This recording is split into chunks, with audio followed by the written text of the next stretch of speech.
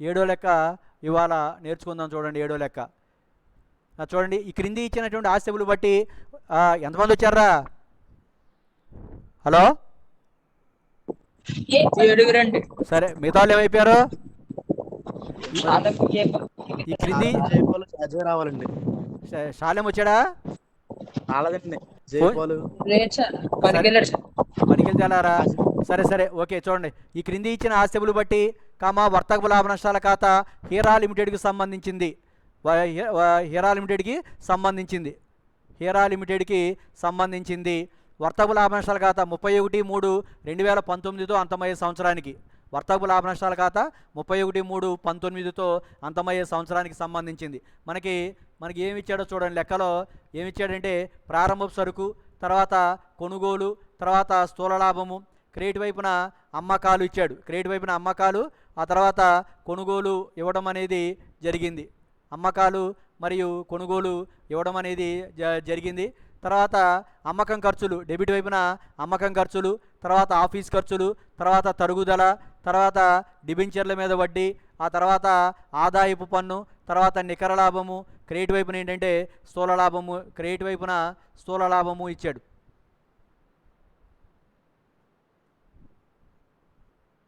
Credit వైపున స్థూల లాభము ఇవ్వడం అనేది జరిగింది. స్థూల లాభము ఇచ్చాడు.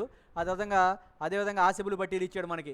అంటే ఈక్విటీ అప్పుల వైపున ఈక్విటీ వాటా మూలధనం 14% డిబెంచర్లు, తర్వాత చెల్లింపు బిల్లులు, తర్వాత రుణదాతలు, ఆ తర్వాత ఇవి ఏంటంటే ఆస్తుల వైపున నగదు, రుణగ్రస్తులు, తర్వాత ముగింపు సరుకు, తర్వాత స్థిరాస్తులు ఇవ్వడం జరిగింది. క్రింది నిష్పత్తులను లెక్కించండి అన్నాడు. క్రింది నిష్పత్తులను లెక్కించము. ఒకటి నికర లాభ నిష్పత్తి. ఫస్ట్ నికర లాభ నిష్పత్తి. రెండోది ROI రిటర్న్ ఆన్ ఇన్వెస్ట్మెంట్, పెట్టుబడిపై లాభ నిష్పత్తి. మూడోది ఆపరేటింగ్ నిష్పత్తి. నాలుగోది క్విక్ నిష్పత్తి. ఐదోది ఏంటంటే స్టాక్ టర్నోవర్ రేషియో. ఇవి మనం లెక్కించమన్నటువంటి నిష్పత్తులు. కుడివైపున ఈ ఫోటోలో కనపడలేదు కానీ మీకు వాట్సాప్లో పెట్టాం, అది బాగా కనపడుతుంటుంది చూడండి. అమ్మకాలు మనకి క్లోజింగ్ స్టాక్ ఇచ్చాడు. అమ్మకాలు మనకి వర్తక ఖాతా ఇచ్చాడు. ప్రారంభ సరుకు, కొనుగోలు, స్థూల లాభం ఇచ్చాడు. క్రెడిట్ వైపున అమ్మకాలు, ఆ తర్వాత క్లోజింగ్ స్టాక్ ముగింపు సరుకు ఇచ్చాడు.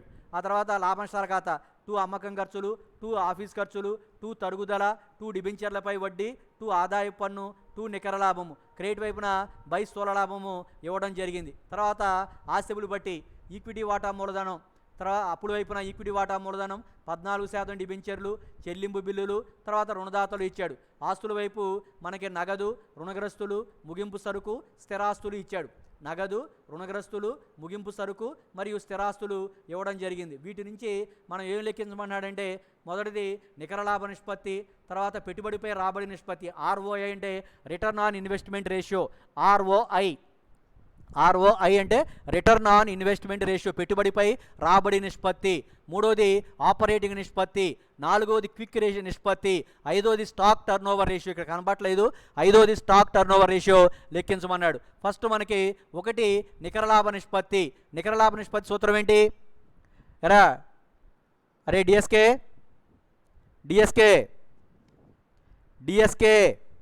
హలో సార్, నికర లాభ నిష్పత్తి సూత్రం ఏంటిరా? స్థూల లాభ నిష్పత్తి సూత్రం ఏంటి? చదవండి రా, సూత్రాలు ఇన్ని చదవకపోతే ఎలా వస్తాయి లెక్కలు? స్థూల లాభము బై నికర అమ్మకాలు ఇంటూ 100. నికర లాభ నిష్పత్తి నికర లాభము బై నికర అమ్మకాలు ఇంటూ 100. మనకు అడిగింది ఏమడిగాడు?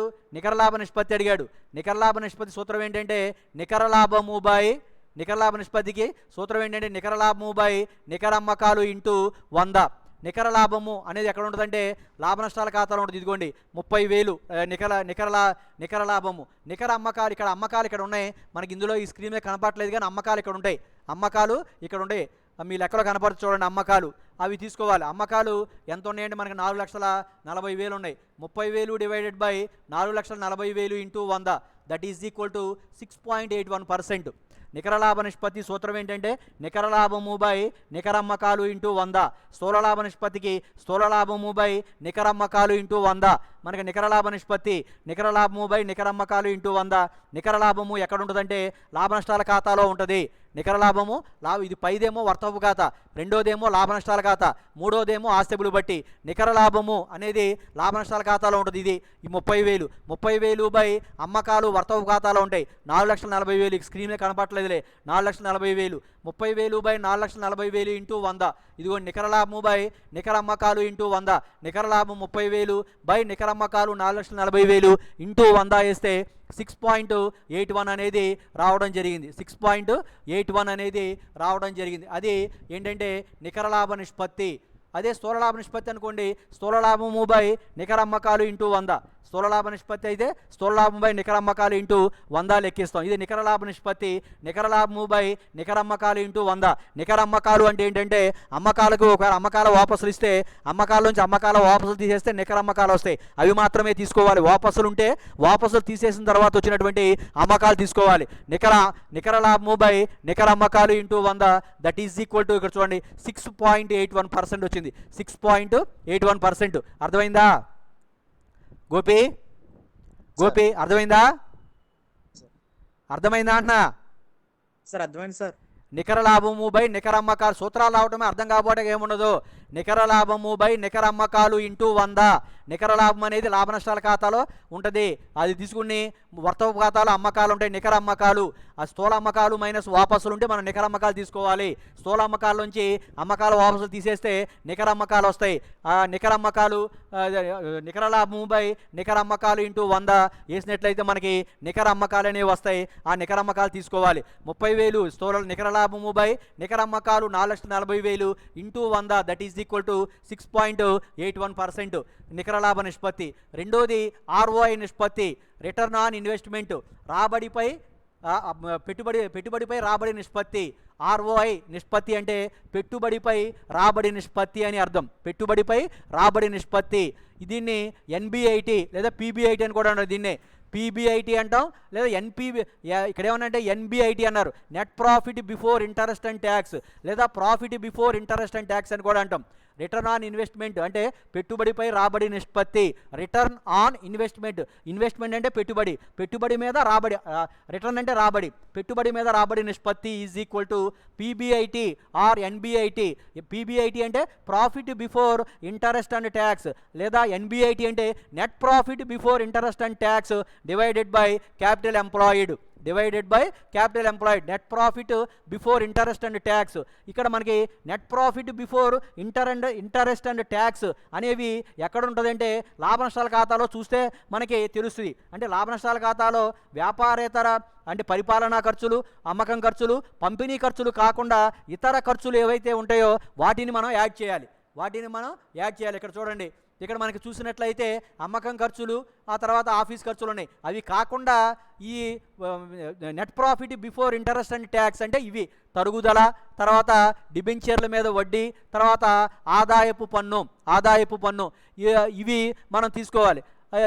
ఈ మూడు అంటే 1,20,000 నుంచి ఇవి తీసేసినా కూడా అంతే వస్తాయి. 32, 50, 56,000 తీసేస్తే ఈ 32,000 ప్లస్ 18,000 50,000 తీసేస్తే మనకి ఎంత వస్తాయి అంటే 34, 20, 14, 34, 38,000 వస్తాయి. ఈ మూడు కూడాలి. తరుగుదల, డిబెంచర్ల మీద వడ్డీ, ఆదాయపు పన్ను ఈ మూడు కూడితే మనకి ఏమొస్తాయండి? PBIT profit before interest and tax.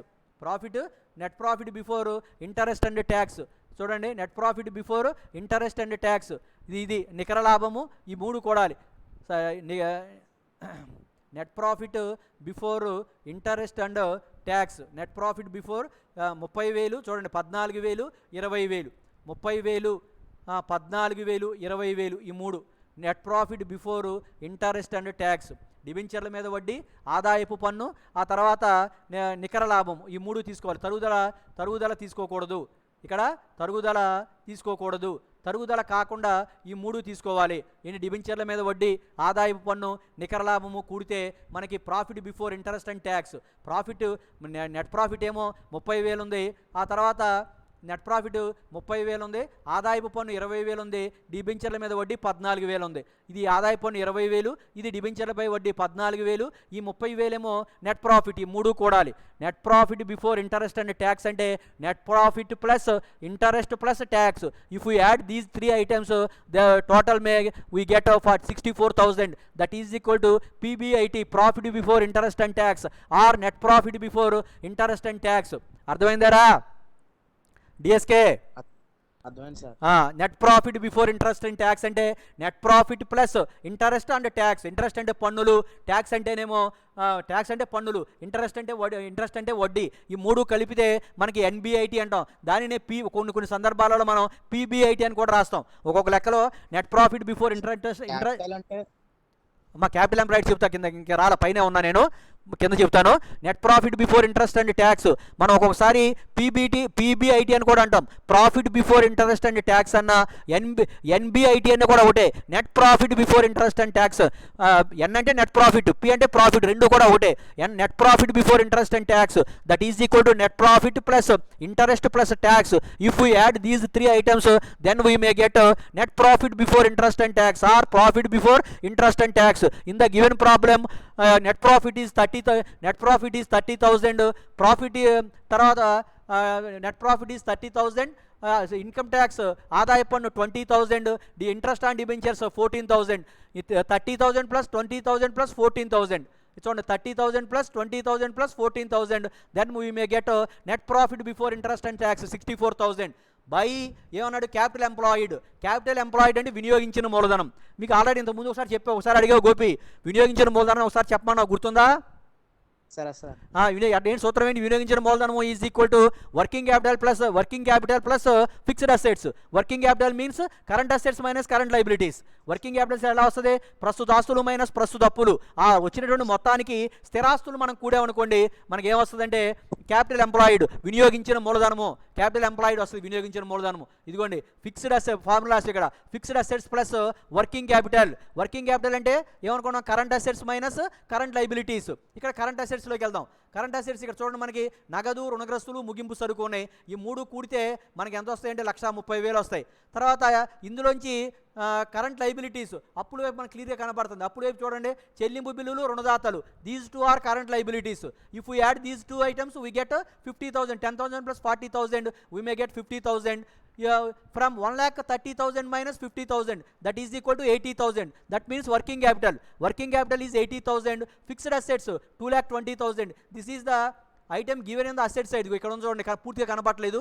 ఇది 2,20,000. 2,20,000 చూడండి, 2,20,000. 2,20,000 plus 80,000. Then we may get 3,00,000 rupees. ఇప్పుడు దీన్ని మనం వేసామనుకోండి, NBIT net profit before interest and tax divided by capital employed that is equal to 64,000 by 3 లక్షలు వేస్తే మనకి ఇక్కడ ఆన్సర్ అనేది ఉంటుంది. 64,000 బై 3 లక్షలు ఇక్కడ వేస్తే మనకి మీ దాంట్లో కనపడుతుంది, స్క్రీన్లో ఇక్కడ కనపడలేదు కానీ 64,000 బై 3 లక్షలు వేస్తే ఆన్సర్ వస్తుంది. అది return on investment. Return on investment, investment అంటే పెట్టుబడి, పెట్టుబడి మీద రాబడి నిష్పత్తి. రిటర్న్ ఆన్ ఇన్వెస్ట్మెంట్ అంటే పెట్టుబడి మీద రాబడి నిష్పత్తి. That is equal to profit before interest and tax by capital employed, వినియోగించిన మూలధనము. PBIT by capital employed. Capital employed అంటే వినియోగించిన మూలధనం. వినియోగించిన మూలధనం there are so many formulas which is very easy. Is working capital plus fixed assets. Working capital means current assets minus current liabilities. ప్రస్తుత ఆస్తుల్లోంచి ప్రస్తుత అప్పులు తీసేయగా వచ్చేటువంటి మొత్తానికి స్థిరాస్తులను మనం కూడినట్లయితే then we may get capital employed. ఈ పీబీఐటీ divided by capital employed then we may get return on investment ratio. అది అర్థమైందా? ఎలా సార్? అర్థమైంది సార్. రిటర్న్ ఆన్ ఇన్వెస్ట్మెంట్ గుర్తుపెట్టుకో. సూత్రాలు గుర్తుపెట్టుకోవడం ఏమీ లేదు, సూత్రాలు గుర్తుపెట్టుకుని ప్రాక్టీస్ చేస్తే మనకి చాలా ఈజీగా ఉంటుంది. Return on investment. Return on investment నిష్పత్తి అంటే తెలుగేంటి? ఆర్ఓఐ నిష్పత్తి. అరే డిఎస్కే చెప్పు. పెట్టుబడులపై రాబడి నిష్పత్తి. ఎస్, పెట్టుబడులపై రాబడి నిష్పత్తి. ఆర్ఓఐ అందులో చూడండి, ఐ అంటేనేమో ఇన్వెస్ట్మెంట్, ఓ అంటే ఆన్, ఆర్ అంటే రిటర్న్. రిటర్న్ ఆన్ ఇన్వెస్ట్మెంట్, పెట్టుబడులపై రాబడి నిష్పత్తి. రిటర్న్ ఆన్ ఇన్వెస్ట్మెంట్, పెట్టుబడుల మీద రాబడి నిష్పత్తి.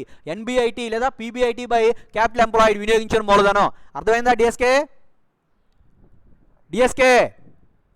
సార్ అయింది సార్. నెక్స్ట్ ఇంకోటి అయిందండి. ఓకే.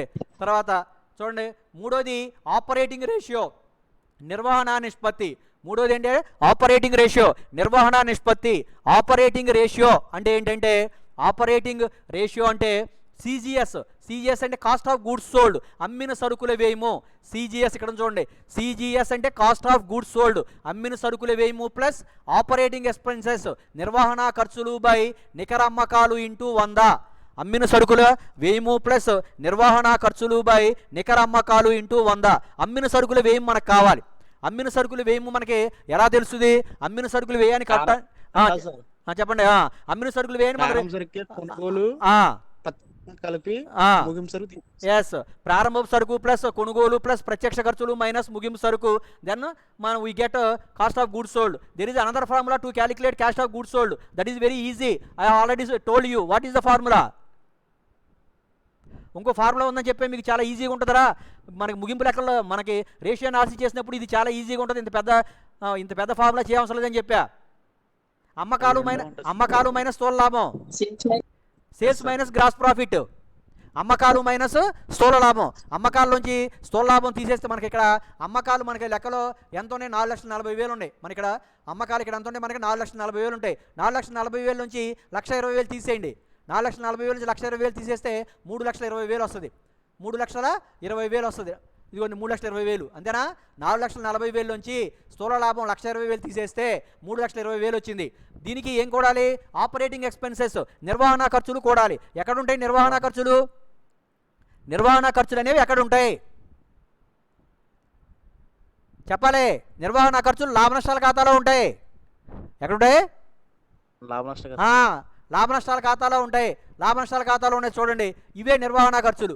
ఏంటి? ఈ 3: అమ్మకం ఖర్చులు, తర్వాత ఆఫీస్ ఖర్చులు, తరుగుదల.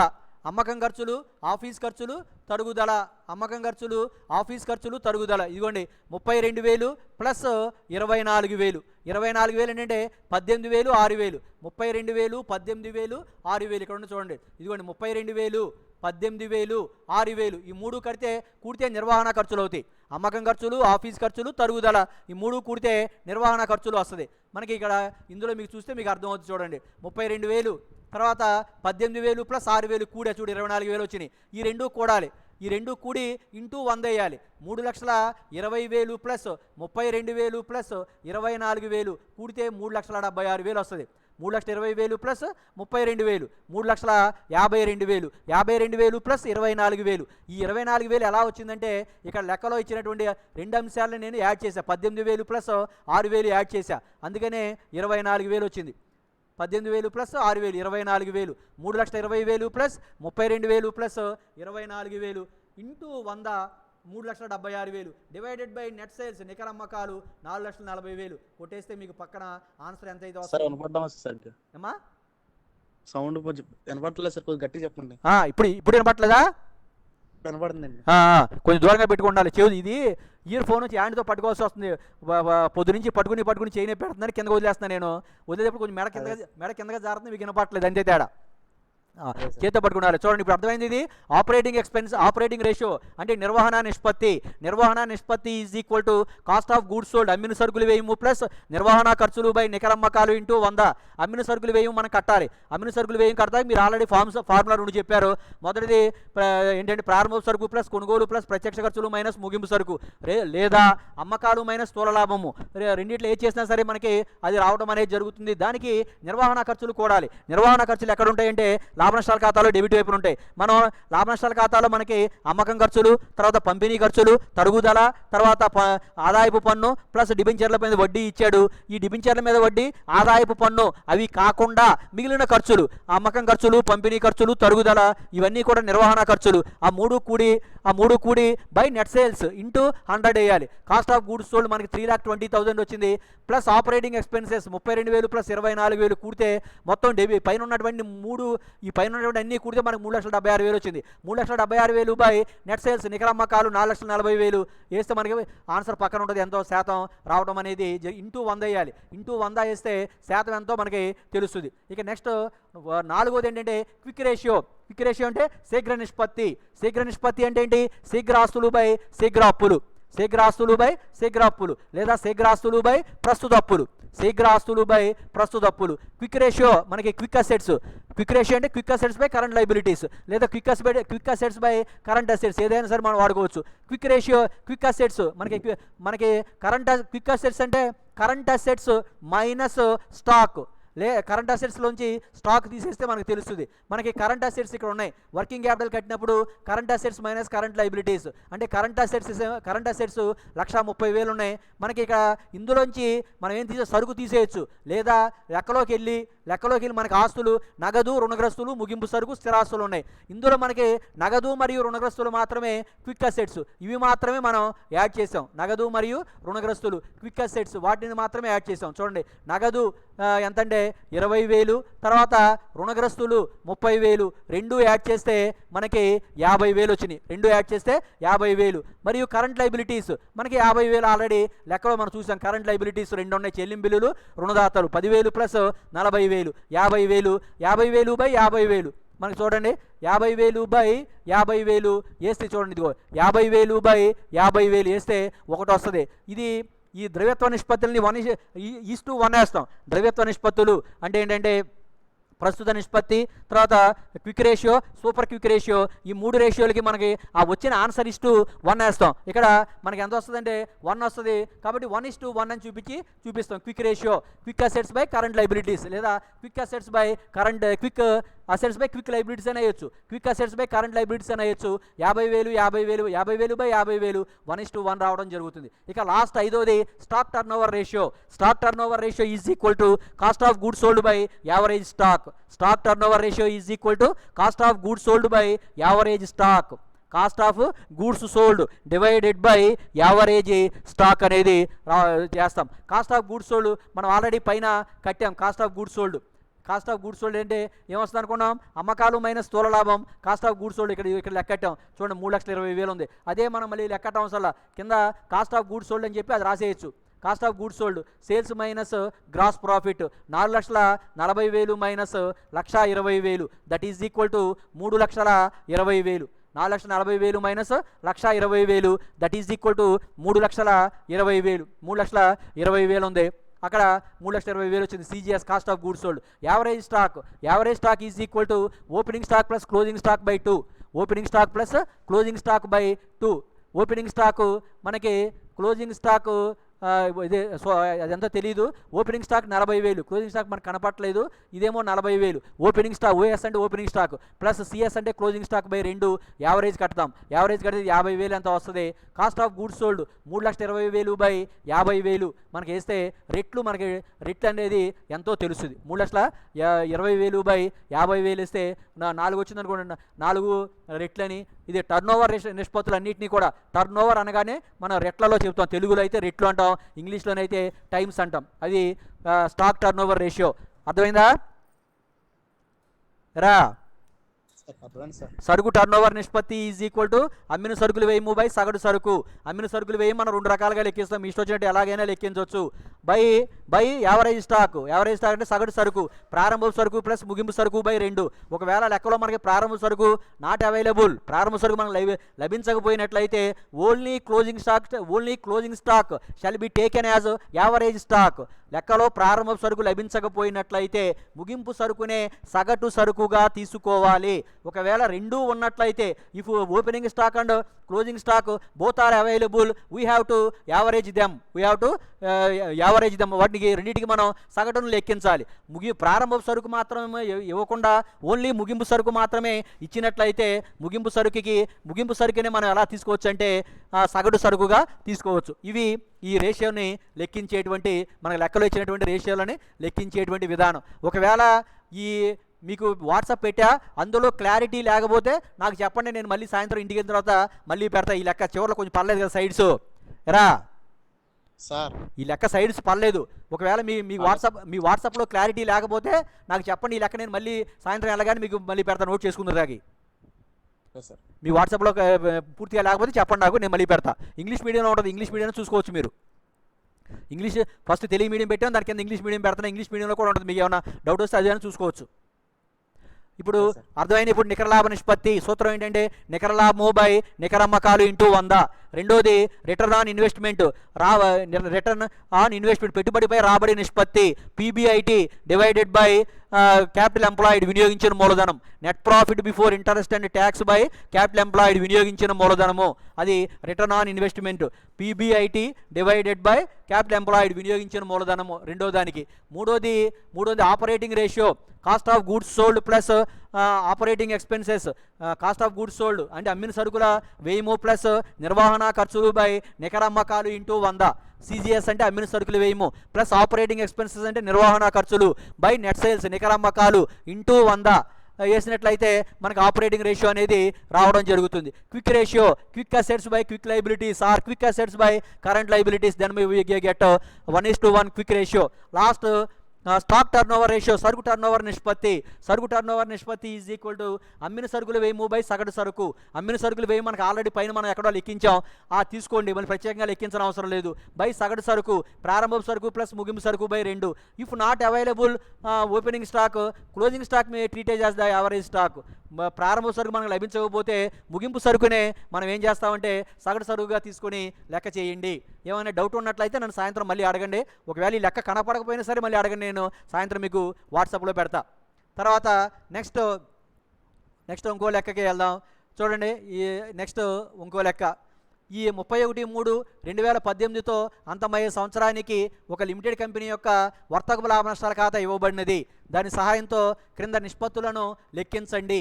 ఏ స్థూల లాభ నిష్పత్తి, బి నిర్వహణ నిష్పత్తి, సి వ్యయాల నిష్పత్తి, డి నికర లాభ నిష్పత్తి.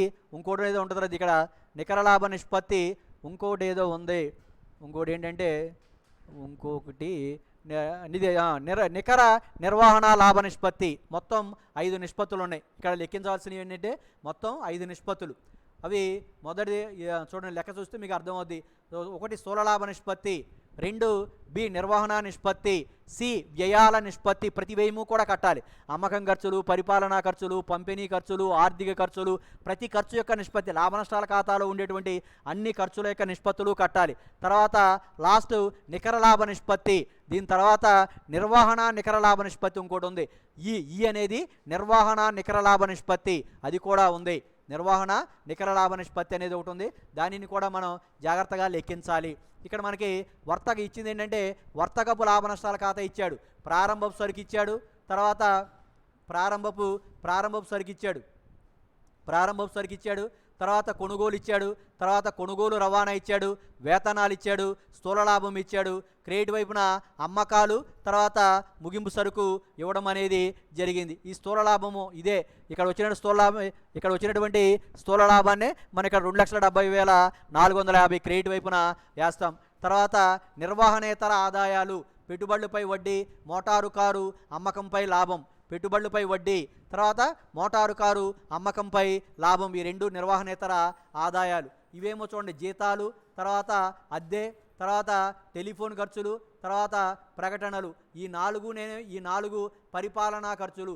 జీతాలు, అద్దె, టెలిఫోన్, 3 పరిపాలనా ఖర్చులు, జీతాలు, అద్దె, టెలిఫోన్. దీస్ ఈ 3 ఆర్ అడ్మినిస్ట్రేటివ్ ఎక్స్పెన్సెస్. తర్వాత ప్రకటనలు, అమ్మకపు సిబ్బంది కమిషన్, ఈ 2 కూడా అమ్మకం ఖర్చులు. మూడోది పంపిణీ ఖర్చు, దీనికి జీతాలు, అద్దె, టెలిఫోన్ ఛార్జీలు, పరిపాలనా ఖర్చులు నిష్పత్తి కట్టాలి. ప్రకటనలు, అమ్మకపు సిబ్బంది కమిషన్, అమ్మకాల నిష్పత్తి, అమ్మకం ఖర్చుల నిష్పత్తి కట్టాలి. పంపిణీ ఖర్చులు 1800, దీనికి పంపిణీ ఖర్చుల నిష్పత్తి కట్టాలి. ఆ తర్వాత ఆర్థికపరమైన ఖర్చులు ఉన్నాయి ఈ మూడిటికి ఆర్థికపరమైన ఖర్చుల నిష్పత్తి లేదా ఆర్థిక ఖర్చుల నిష్పత్తి. ఈ 3 ఇందులో పంపిణీ ఖర్చుల పరిపాలనా ఖర్చుల నిష్పత్తి కట్టాలి, అమ్మకం ఖర్చుల నిష్పత్తి కట్టాలి, మూడోది పంపిణీ ఖర్చుల నిష్పత్తి కట్టాలి, 4వది ఆర్థికపరమైన ఖర్చుల నిష్పత్తి కట్టాలి. ఫస్ట్ మనకి ఏం వాడండి, స్థూల లాభ నిష్పత్తి అడిగాడు. స్థూల లాభ నిష్పత్తి ఎట్లా వస్తుంది? స్థూల లాభ నిష్పత్తి చెప్పండి డిఎస్కే. స్థూల లాభ నిష్పత్తి ఫార్ములా ఏంటి? స్థూల లాభం బై స్థూల లాభము బై నికర అమ్మకాలు ఇంటూ 100. ఇక మిగతా వాళ్ళు ఎవరో మాట్లాడరా? గోపీను డిఎస్కే తప్ప ఎవరో మాట్లాడరేంట్రా?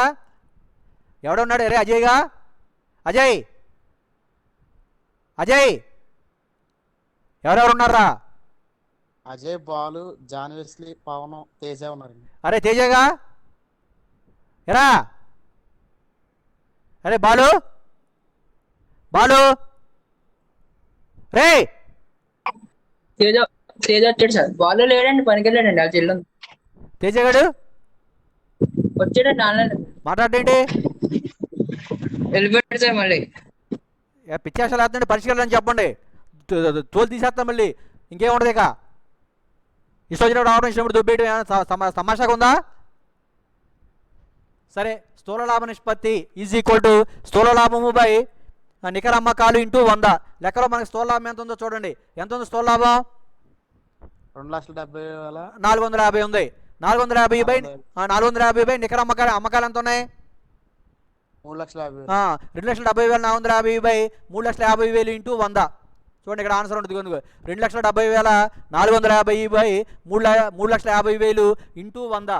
That is equal to 77.27%. అర్థమైంది ఇది? ఒకవేళ అమ్మకాల్లో క్రెడిట్ వైపున అమ్మకాలు ఇస్తాడు. క్రెడిట్ వైపున అమ్మకాలు ఇచ్చి అందులోంచి అమ్మకాల వాపసులు తీసేసి నికర అమ్మకాలు ఇస్తాడు. అప్పుడు మనం నికర అమ్మకాలు మాత్రమే తీసుకోవాలి. అమ్మకాల్లోంచి అమ్మకాల వాపసులు తీసేస్తే నికర అమ్మకాలు వస్తాయి. ఆ నికర అమ్మకాలే తీసుకోవాలి. పొరపాటున స్థూల అమ్మకాలు తీసుకుంటే రేషియో తేడా వస్తుంది. ఆ పాయింట్ వరకు మనకి తప్పు చేసినట్టు అవుతుంది. కాబట్టి నికర అమ్మకాలు గుర్తుపెట్టుకోండి. అమ్మకాలు మైనస్ అమ్మకాల వాపసులు దట్ ఈజ్ ఈక్వల్ టు నికర అమ్మకాలు. అది వేయాలి. స్థూల లాభము బై నికర అమ్మకాలు ఇంటూ 100 వేయాలి. స్థూల లాభం ఏమో 2,70,450 బై నికర అమ్మకాలు 3,50,000 into 100. That is equal to 77.27%. 77.27%. తర్వాత రెండోది నిర్వహణ నిష్పత్తి. ఆల్రెడీ మనం ఇంతకుముందు లెక్కలో కట్టడం జరిగింది. ఏం కట్టాం ఇంతకుముందు లెక్కలో? నిర్వహణ నిష్పత్తి ఈజ్ ఈక్వల్ టు అమ్మిన సరుకులు వ్యయము ప్లస్ నిర్వహణ ఖర్చులు. అమ్మిన సరుకుల వ్యయము ప్లస్ నిర్వహణ ఖర్చులు బై నికర అమ్మకాలు ఇంటూ 100. అమ్మిన సరుకులు వ్యయము అంటే ఏమనుకున్నాం? అమ్మిన సరుకులు వ్యయము అంటే ఇక్కడ చూడండి. ఇక్కడ మొదటి దాని ప్రకారం కట్టాడు. మొదటి సూత్రం ప్రకారం ప్రారంభ సరుకు ప్లస్ కొనుగోలు. ప్రారంభ సరుకు 13,000, కొనుగోలు 1,30,000, తర్వాత కొనుగోలు రవాణా 1,300 ప్లస్ వేతనాలు 3,250 మైనస్ ముగింపు సరుకు 68,000 తీసేస్తే మనకి 79,550 వస్తుంది. ఇది 79,550. లేదా అమ్మకాలు మైనస్ స్థూల లాభం. చూడండి, మనకి అమ్మకాలు ఎంతో 4,40,000. చెప్పావు. ఇప్పుడు అమ్మిన సరుకులు వేయము, ఇది ప్రారంభ సరుకు తీయకుండా మామూలుగా స్థూల లాభం అమ్మకాలు అలా చేయొచ్చు. మనకి ఏదైనా చేసినా ఒకటే వస్తుంది. అమ్మకాలు 3,50,000 ఉన్నాయి. 3,50,000 నుంచి 2,70,450 తీసేసినా కూడా మనకి అంతే వస్తుంది. సేమ్ మనకి ఇప్పుడు ఎంత వచ్చిందో ఇదే అంత 70,000. ఇది మనకి 79,550 వచ్చింది. అదే వస్తుంది. ఏ సూత్రం అయినా సరే ఒకే ఆన్సర్ వస్తుంది. 79,550 ప్లస్ మొత్తం నిర్వహణ ఖర్చులు మొత్తం. నిర్వహణ ఖర్చులు అంటే ఇవన్నీ కూడా ఇవి ఇక్కడ నుంచి ఏది జీతాలు, అద్దె, ఆ తర్వాత టెలిఫోన్ ఛార్జీలు, ప్రకటనలు, అమ్మకం సిబ్బంది కమిషన్, పంపిణీ ఖర్చులు ఇవన్నీ తీసుకోవాలి. ఇవి 1, 2, 3, 4, 5, 6 ఈ 6 తీసుకుంటే నిర్వహణ ఖర్చులు వస్తాయి. ఆర్థికపరమైన ఖర్చులు తీసుకోకూడదు. మళ్ళీ ఈ నిర్వహణ ఖర్చులు ఈ నిర్వహణ ఖర్చులు తీసుకోవాలి. తీసుకుని బై నికర అమ్మకాలు వేయాలి. ఇదిగో 48,200, 12,000, 4,800, ₹1,00,000, 6,000, 1800. ఈ 6 అంటే అమ్మకం ఖర్చులు, పరిపాలనా ఖర్చులు, అమ్మకం ఖర్చులు, పంపిణీ ఖర్చులు మూడింటిని మనం ఏమని పిలుస్తామంటే నిర్వహణ ఖర్చులు అంటాం. ఆ నిర్వహణ ఖర్చులు మొత్తానికి కూడితే మనకి 82,800 వచ్చింది. ఇదేమో అమ్మిన సరుకులు వ్యయం 79,550. తర్వాత మొత్తం నిర్వహణ ఖర్చులేమో 82,800 డివైడెడ్ బై నికర అమ్మకాలు మనకు ఒకటే ఇచ్చాడు 3,50,000 ఇంటూ 100. ఈ రెండు కూడితే పైన లవంలో ఉన్నాయి, రెండు కూడితే 1,62,350 వచ్చింది by 3,50,000. 1,62,350 divided by 3,50,000 into 100. That is equal to 46.38% అనేది వచ్చింది. ఏంటంటే నిర్వహణ నిష్పత్తి ఈజ్ ఈక్వల్ టు అమ్మిన సరుకుల వ్యయము plus cost of goods sold plus నిర్వహణ వ్యయాలు డివైడెడ్ బై నికర అమ్మకాలు ఇంటూ 100. తర్వాత నెక్స్ట్ మూడోది ఏంటంటే వ్యయాల నిష్పత్తి అంటే ఖర్చుల నిష్పత్తి. ప్రతిదానికి మనం విడివిడిగా కట్టాలి. పరిపాలనా ఖర్చుల నిష్పత్తి ఇక్కడ చూడండి, విడివిడిగా ఇక్కడే రాసా. పరిపాలనా ఖర్చులు అంటే జీతాలు, తర్వాత అద్దె, తర్వాత టెలిఫోన్ ఛార్జీలు. జీతాలు, అద్దె, టెలిఫోన్ ఛార్జీలు 3 యాడ్ చేస్తే 65,000 వచ్చినాయి. పరిపాలనా ఖర్చులు మొత్తం 65,000 వచ్చినాయి. 65,000 బై నికర అమ్మకాలు 3,50,000 ఇంటూ 100 మనకి ఎంత వచ్చిందంటే శాతం 18.57% రావడం జరిగింది. నెక్స్ట్ అమ్మకం ఖర్చులు 2 ఉన్నాయి. అమ్మకం ఖర్చులు లెక్కలోకి వెళ్తే మనకి 2 అమ్మకం ఖర్చులు ఉన్నాయి. ఏంటంటే ప్రకటనలు 10,000, అమ్మకపు సిబ్బంది కమిషన్ 600. ప్రకటనలు 10,000, అమ్మకపు సిబ్బంది కమిషన్ 600, 6,000. ఈ రెండు 16,000 మనకు వస్తాయి చూడండి. 16,000 అమ్మకం ఖర్చులు ఇదిగోండి 10,000 ప్లస్ 6,000 16,000. 16,000 డివైడెడ్ బై నికర అమ్మకాలు into 100 that is equal to 4.57%. Next 3 ఏంటంటే పంపిణీ ఖర్చుల నిష్పత్తి.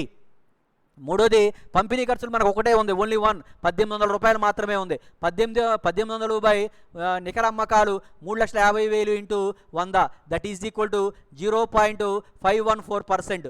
0.514% అనేది రావడం జరిగింది. నెక్స్ట్ డి ఆర్థిక ఖర్చుల నిష్పత్తి. ఆర్థిక ఖర్చులు అంటే ఏ ఖర్చు అయితే ఆ ఖర్చు పేరు రాస్తాం, జస్ట్ ఓన్లీ ఖర్చు పేరు మాత్రమే మారుద్ది. ఆర్థిక ఖర్చులు బై నికర అమ్మకాలు ఇంటూ 100. ఆర్థిక ఖర్చులు మనకి లెక్కలో 3 ఖర్చులు ఇచ్చారు కింద. మనకి ఇవి ఏంటంటే అవి అప్పు మీద వడ్డీ, తర్వాత డిస్కౌంట్ రాని బాకీలు. ఈ 3 కూడితే 9 4 13,900 వస్తుంది. 13,900 డివైడెడ్ బై నికర అమ్మకాలు ఇంటూ 100 ఆర్థిక ఖర్చులు ఇదిగోండి 13,900 డివైడెడ్ బై నికర అమ్మకాలు 3,50,000 ఇంటూ 100 ఎంత వస్తుందంటే 3.97% అనేది రావడం జరుగుతుంది. 3.97% అనేది రావడం జరిగింది. నెక్స్ట్ ఇక నిర్వహణేతర ఖర్చుల నిష్పత్తి. Non operating income ratio, non operating expenses ratio. నిర్వహణేతర ఖర్చులు అంటే ఆస్తుల అమ్మకంపై నష్టం కానీ ఇట్లాంటివి ఏమైనా ఉన్నట్లయితే, తరుగుదల ఇటువంటి ఏమైనా ఉన్నట్లయితే నిర్వహణేతర ఖర్చులు అంటాం. ఇది చూడండి ఇక్కడ ఉంది నిర్వహణేతర ఖర్చులు. యంత్రం అమ్మకంపై నష్టం ఇది ఒకటి ఉంది ఇక్కడ 50,000. యంత్రం అమ్మకంపై నష్టం 50,000 బై 3,50,000 ఇంటూ 100. మన సూత్రం ఏంటంటే 50,000 ఎక్కడది ఇదేనా లెక్క చూడండి. ఆర్థిక ఖర్చుల నిష్పత్తి, ఆర్థిక ఖర్చుల నిర్వహణ ఖర్చుల నిష్పత్తి, నిర్వహణేతర ఖర్చుల నిష్పత్తి. నిర్వహణేతర ఖర్చులు బై నికర అమ్మకాలు ఇంటూ 100. ఆస్తుల అమ్మకంపై నష్టం 50,000 divided by 3,50,000 into 100. 50,000 divided by 3,50,000 into 100 దాని 14 పాయింట్ సంథింగ్ ఆన్సర్ రావడం అనేది జరిగింది నిర్వహణేతర ఖర్చులు. ఇక నెక్స్ట్ నికర లాభ నిష్పత్తి. ఆల్రెడీ మనం క్యాలిక్యులేట్ చేస్తాం, మనకు తెలుసు ఇంత ముందు లెక్కలో. నికర లాభము బై నికర అమ్మకాలు ఇంటూ 100. నికర లాభం అంటే లాభ నష్టాల ఖాతాలో ఉంటుంది. నికర లాభము మనకి లాభ నష్టాల ఖాతా ఇది లాస్ట్ది 1,37,750. 1,37,750 బై నికర అమ్మకాలు మనకి తెలుసు 3,50,000. 1,37,750 బై నికర అమ్మకాలు 3,50,000 into 100 that is equal to 39.35%. నికర లాభ నిష్పత్తి. నికర లాభము బై నికర అమ్మకాలు ఇంటూ 100. 1,37,750 బై 3,50,000 ఇంటూ 100 39.35% రావడం అనేది జరిగింది. తర్వాత నెక్స్ట్ ఇంకోటి ఏంటంటే నికర నిర్వహణ లాభ నిష్పత్తి. నికర నెట్ ఆపరేటింగ్ ప్రాఫిట్ రేషియో. నికర నిర్వహణ లాభ నిష్పత్తి ఈజ్ ఈక్వల్ టు నికర నిర్వహణ లాభము బై నికర అమ్మకాలు ఇంటూ 100. నికర నిర్వహణ లాభము నెట్ ప్రాఫిట్ ప్లస్ నిర్వహణేతర వ్యయాలు మైనస్ నిర్వహణేతర వ్యయాలు మైనస్ నిర్వహణేతర ఆదాయాలు కడితే మనకి నికర నిర్వహణ లాభము వస్తుంది. నెట్ ప్రాఫిట్ అంటే 1,37,750. తర్వాత నిర్వహణేతర వ్యయాలు అంటే ఆస్తుల అమ్మకంపై నష్టం 50,000 మరియు నిర్వహణేతర ఆదాయం మనకి లాభ నష్టాల ఖాతాలో క్రెడిట్ వైపులు ఉంటాయి. నిర్వహణేతర ఆదాయం ఈ రెండు పెట్టుబడుల మీద వడ్డీ మాత్రమే. ఇది కూడా నిర్వహణేతర ఆదాయం మోటారు కారు అమ్మకంపై లాభం ఈ రెండు కూడా ఏమవుతాయండి నిర్వహణేతర ఆదాయాలు అవుతాయి. ఆ రెండు నిర్వహణేతర ఆదాయాలు అవుతాయి. అవి కూడా తీసేయాలి. అవి కూడా మనకి తీసేస్తే మనకి 14,000 ఉన్నాయి. ఈ 14,000 తీసేస్తే పెట్టుబడుల మీద ఆదాయము ఇంకోటి ఏదో ఉంది, ఆ రెండు మనకు తీసేస్తే ఏమవుతుందంటే నికర నిర్వహణ లాభము వస్తుంది. లేదా దాన్ని ఎలా కట్టవచ్చు అంటే నికర నిర్వహణ లాభము ఈజ్ ఈక్వల్ టు స్థూల లాభము మైనస్ నిర్వహణ ఖర్చులు. స్థూల లాభం మనకి వర్తపఖాతాలు ఇచ్చాడు 2,70,450 మైనస్ నిర్వహణ ఖర్చులు 96,000. నిర్వహణ ఖర్చుల నిష్పత్తి ఉంది మనకి. నిర్వహణ ఖర్చుల నిర్వహణ ఖర్చులు అంటే ఇవన్నీ పరిపాలనా ఖర్చులు, అమ్మకం ఖర్చులు, పంపిణీ ఖర్చులు మొత్తం కూడితే మనకి నిర్వహణ ఖర్చులు వస్తాయి 96,700. 2,70,450 minus 96,700, 2,70,450 minus 96,700, that is equal to 1,73,750. 1,73,750. ఇదేంటిది నికర నిర్వహణ లాభం. రెండు రకాలుగా కట్టొచ్చు, గుర్తుపెట్టుకోండి. నికర నిర్వహణ లాభాన్ని రెండు రకాలుగా మనం లెక్కించవచ్చు, అది గుర్తుపెట్టుకోండి. నికర నిర్వహణ లాభము ఈజ్ ఈక్వల్ టు నికర లాభము ప్లస్ నిర్వహణేతర ఖర్చులు మైనస్ నిర్వహణేతర ఆదాయము. నికర లాభము ప్లస్ నిర్వహణేతర ఖర్చులు మైనస్ నిర్వహణేతర ఆదాయము, లేదా స్థూల లాభము ప్లస్ నిర్వహణ ఖర్చులు. అవేమో నిర్వహణేతర ఖర్చులు, ఇది నిర్వహణేతర ఖర్చులు, ఇది గుర్తుపెట్టుకోండి. ఇదేమో నిర్వహణ ఖర్చులు. ఒకదానికొకటి తీస్తే మళ్ళీ లెక్క అయిపోయేటువంటి తప్పు వచ్చేటువంటి అవకాశం ఉంటుంది. ఈ నికర నిర్వహణ లాభము, నికర లాభము ప్లస్ నిర్వహణేతర వ్యయాలు, నిర్వహణేతర నాన్ ఆపరేటింగ్ మైనస్ నిర్వహణేతర ఆదాయము నాన్ ఆపరేటింగ్ ఇన్కమ్, ఆర్ నికర నిర్వహణ లాభము is equal to gross profit minus operating expenses. ఇది అదేమో నాన్ ఆపరేటింగ్ ఎక్స్పెన్సెస్, ఇవేమో ఆపరేటింగ్ ఎక్స్పెన్సెస్. ఏ రకంగా కట్టినా సరే అక్కడ చూడండి 1,73,750 వచ్చింది, ఇక్కడ 1,73,750 వచ్చింది. ఇప్పుడు దీన్ని సూత్రంలో ప్రతిక్షేపించండి. 1,73,750 డివైడెడ్ బై 3,50,000 ఇంటూ 100, 49.64% అనేది రావడం జరిగింది. ఏమైనా డౌట్లు ఉన్నాయా ఈ నిష్పత్తులు కట్టడంలో? ఏమైనా డౌట్లు ఉంటే అడగండి. గోపి సార్ ఏమీ లేవు. సూత్రాలు మీకు ఇంపార్టెన్స్, సూత్రాలు తెలిసి ఉంటుంది. మీకు సూత్రాల యొక్క ఇంపార్టెన్స్ తెలిసిందా? సూత్రాలు వస్తేనే లెక్కలు వస్తాయి, గుర్తుపెట్టుకోండి. కన్ఫ్యూజింగ్గా ఉంటుంది. మీరు బాగా, నేను 12 ఏళ్ళు 13 ఏళ్ళ నుంచి చెబుతుంటే ఒకసారి నేను కూడా చూసుకోవాల్సి వస్తుంది. సూత్రం ఒక గబాన గుర్తుకురా ఒకే రకంగా ఉంటాయి అన్నీ. ఇక్కడ మనకి 2 సూత్రాలు ఉన్నాయి. ఇక్కడ నిర్వహణ లాభం కట్టడానికి 2 సూత్రాలు ఉన్నాయి. ఏంటి? నికర లాభము ప్లస్ నిర్వహణేతర ఖర్చులు మైనస్ నిర్వహణేతర ఆదాయం ఒక సూత్రం. రెండోది నికర నిర్వహణ లాభము ఈజ్ ఈక్వల్ టు స్థూల లాభము మైనస్ నిర్వహణ ఖర్చులు ఉన్నాయి. రెండు కూడా ఒకే రకంగా ఉన్నాయి, మీరు అబ్జర్వ్ చేసి ఉంటారు. అందుకని జాగ్రత్తగా ప్రాక్టీస్ చేస్తూ కొంది మాత్రమే ఇవి పర్ఫెక్ట్గా మీకు మైండ్లో ఉంటాయి, గుర్తుంటాయి. ప్రాక్టీస్ చేయాలి, బాగా చదవాలి, సూత్రాలు బాగా చదవాలి. సూత్రం లాభం వస్తే చాలా ఈజీ, సూత్రం లేకపోతే అసలు ఏమీ చేయలేం. కాబట్టి సూత్రాలు బాగా చదవండి. ఇది రెండో లెక్క. ఇంకో మూడో లెక్క కూడా ఉంది. మూడో లెక్క ఉంది, మీరు చేయండి ఈ లెక్క. ఈ క్రింది ఇచ్చిన వర్తక లాభ నష్టాల ఖాతా ఆస్తిబులు బట్టి 31/3/2013 నాటి మిస్టర్ హోరా జనరల్ లిమిటెడ్కి చెందినది. క్రింది నిష్పత్తులను లెక్కించండి.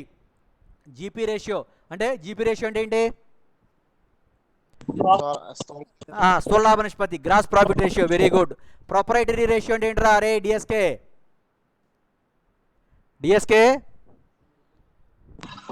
ప్రొపరైటరీ రేషియో అంటే ఏంటి తెలుగులో? ఎరా గోపి సార్ ప్రొపరైటరీ రేషియో అంటే ఏంటి? నేను ముందు సారి చెప్పాను, నేను పొరపాటు తప్పు చెప్పారని కూడా చెప్పాను, ఇది గుర్తుందా? ఓనర్షిప్ రేషియో అని చెప్పా. ఓనర్షిప్ రేషియో కాదు, ప్రొపరైటరీ రేషియో అని చెప్పిన తర్వాత యాజమాన్య నిష్పత్తి. ప్రొపరైటరీ రేషియో అంటే, ప్రొపరైటర్ అంటే ఎవడరా? యజమాని. ప్రొపరైటరీ యాజమాన్య నిష్పత్తి. తర్వాత నెక్స్ట్ రుణగ్రస్తుల టర్నోవర్ నిష్పత్తి, డెటార్స్ టర్నోవర్ రేషియో. తర్వాత కరెంట్ రేషియో, ఆ తర్వాత స్టాక్ టర్నోవర్ రేషియో. ఇవి మనకి ఇచ్చినటువంటి లెక్క. మొదటిది గ్రాస్ ప్రాఫిట్ రేషియో, స్థూల లాభ నిష్పత్తి. స్థూల లాభము బై నికర అమ్మకాలు ఇంటూ 100. స్థూల లాభం లెక్కలో చూడండి 45,000. 45,000 బై నికర అమ్మకాలు ఎంత ఉన్నాయండి? నికర అమ్మకాలు 2,25,000 ఉన్నాయి. 45,000 by 2,25,000 into 100, that is equal to 20%. యాజమాన్య నిష్పత్తి వాటాదారు నిధులు బై మొత్తం ఆస్తులు. వాటాదారు నిధులు బై మొత్తం ఆస్తులు ఇంటూ 100 ఇస్తే శాతం వస్తుంది, లేకపోతే రెట్లలో చూపిస్తాం. వాటాదారుల నిధులు అంటే ఏంటి? ఈక్విటీ వాటా ఆస్తిబులు బట్టీలో ఉంటాయి వాటాదారులకు చెందే మొత్తాలు. ఈక్విటీ వాటా మూలధనం, సాధారణ రిజర్వు, లాభ నష్టాల ఖాతా. 2,10,000 ప్లస్ 15,000, 2,25,000, 2,46,000. ఇదిగోండి 2,46,000 బై మొత్తం ఆస్తులు 3,01,000. ఇది ఇక్కడ ఉన్న చూడండి మొత్తం ఆస్తులు. ప్రస్తుత ఆస్తులు ప్లస్ స్థిరాస్తులు రెండు కలిపేయాలి. 3,01,005,000 కొట్టేస్తే ఇంటూ 100 వేస్తే 81.5% వస్తుంది. 100 లేదు, నేను 0.815 టైమ్స్ వచ్చింది. ఇవి ఇక్కడ రాసా క్లియర్గా విడివిడిగా రాసాం కూడా ఇక్కడ. రుణగ్రస్తుల టర్నోవర్ నిష్పత్తి 3, అరువు అమ్మకాలు బై రుణగ్రస్తులు. మనకు అమ్మకాలు, నగదు అమ్మకాలు, అరువు అమ్మకాలు విడివిడిగా చెప్పకపోతే మొత్తం కూడా అరువు అమ్మకాలే అనుకుంటాం. అరువు అమ్మకాలు 2,25,000 బై రుణగ్రస్తులు వేస్తే మనకి టర్నోవర్ రెట్లలో వస్తుంది, 9 కొన్ని రెట్లు వస్తుంది. నెక్స్ట్ ప్రస్తుత నిష్పత్తి, ప్రస్తుత ఆస్తులు బై ప్రస్తుత అప్పులు. Stock turnover ratio, COGS, cost of goods sold. అమ్మిన సరుకుల వ్యయము, cost of goods sold by average stock. ఇక్కడ ఏముంది క్లియర్గా, cost of goods sold sales minus gross profit 1,80,000 వచ్చినాయి. Average stock 45,000. Opening stock plus closing stock by 2 45,000 వేస్తే 4 రెట్లు రావడం అనేది జరిగింది. ఏమైనా డౌట్ ఉన్నాయి ఇందులో?